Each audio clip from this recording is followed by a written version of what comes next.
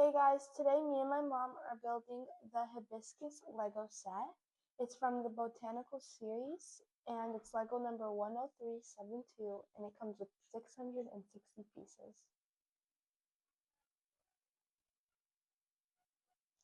Me and my mom are starting the Lego and there are 5 different packages. One of them is also the branch. And for the first package, it looks as we are building the inside of the pot, and the second will be the outside.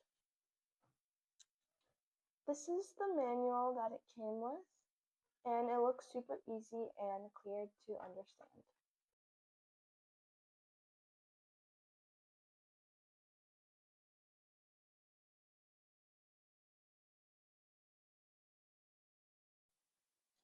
We just finished the first package, and it looks like we finished the base of the pot. And now we are starting packet 2, which looks like the outside of the pot.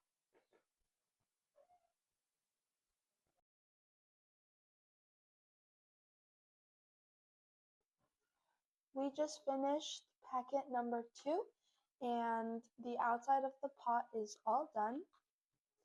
Now we are starting packet 3, and by the looks of it, it looks like we're doing some branches, stems, and leaves.